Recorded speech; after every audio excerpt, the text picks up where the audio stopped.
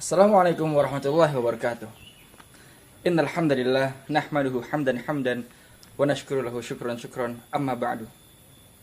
Nama ana Muazzinur Rahman dari kelas 11, siswa dari SMA AIT HSI. Insyaallah di sini anak akan menjelaskan dan menceritakan kisah singkat sekaligus menjelaskan nasab dan kelahiran Nabi Muhammad SAW dalam pelajaran sirah. Nasab beliau adalah Muhammad bin Abdullah bin Abdul Muttalib bin Hashim bin Abdul Manaf bin Qusay bin Kilab bin Murrah bin Ka'ab bin Lu'ay bin Ghalib bin Fihr bin Malik bin Nadhr bin Kinanah bin Khuzaimah bin Mudrikah bin Mudhar bin Nizar bin Ma'ad bin Adnan.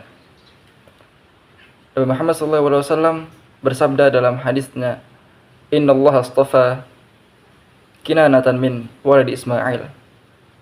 Sesungguhnya Allah memilih Kinanah dari anak Nabi Ismail. Dari sekian banyak anak Nabi Ismail, dari sekian banyak anak cucu Ismail, Allah memilih Kinanah. Wastafa Quraisyan min Kinanah, dan Allah memilih Quraisy, suku Quraisy dari Kinanah. Wastafa Bani Hashim min Quraisy, kemudian Allah memilih Bani Hashim dari suku Quraisy. Wastafani min Bani Hashim, dan kemudian Allah memilih saya, ini Nabi Muhammad, dari Bani Hashim. Rawahu Muslim. Sesungguhnya seluruh nabi itu nasabnya tinggi, guys. Seluruh nabi nasabnya tinggi, tidak ada yang rendahan. Kenapa Allah buat demikian? Karena logikanya, jika nabi dari kalangan yang rendahan, orang-orang hanya mengira bahwa nabi ini mengaku nabi, orang ini mengaku nabi hanya ingin karena ia ingin kehormatan, ingin dihormati oleh orang lain. Kalau nabi datang dari nasab yang rendah, tapi apabila nabi datang dari nasab yang tinggi, orang-orang mengira bahwa logikanya, meskipun dia tidak mengaku nabi, dia juga akan tetap dihormati. Jadi untuk apa dia mengaku nabi? Bahkan yang mengaku nabi resikonya besar, bisa jadi dibunuh dan segala macam.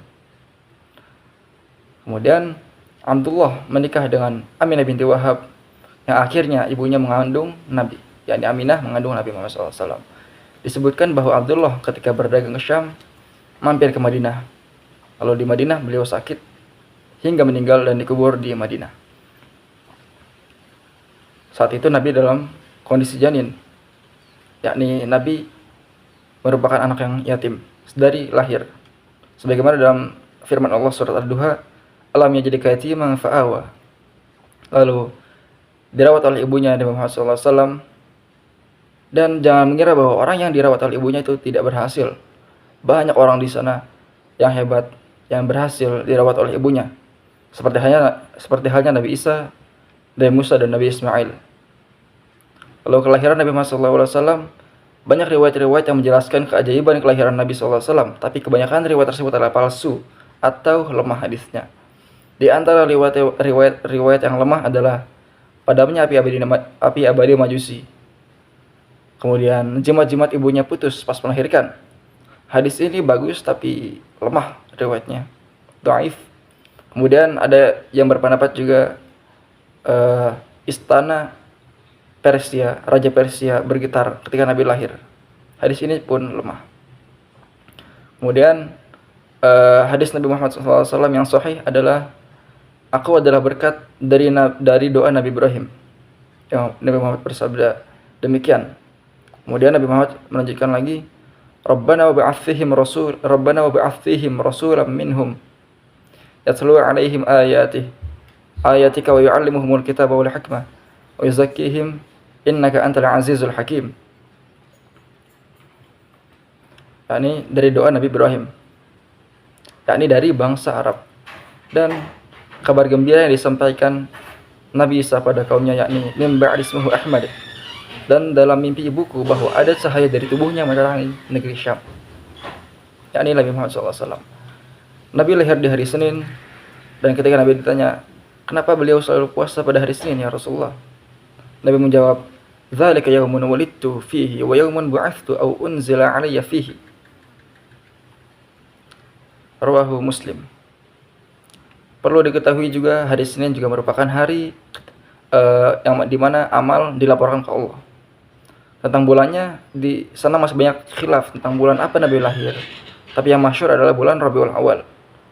Khilaf juga tentang tanggalnya, tanggal berapa Nabi lahir. Ada yang berpendapat tanggal 12, 8, 10, 2, 17.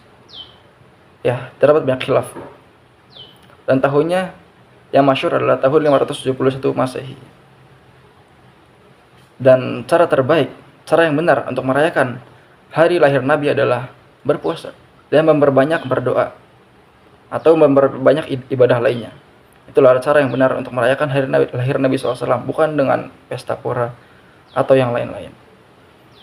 Demikian ilmu yang sedikit yang dapat saya sampaikan pada kesempatan kali ini, semoga bermanfaat. Jadi hikmah yang dapat kita ambil dari kisah tadi adalah, dari nasab tadi adalah, Nabi Muhammad merupakan keturunan dan anak cucu Nabi Ibrahim. Sekian dari saya. Assalamualaikum warahmatullahi wabarakatuh.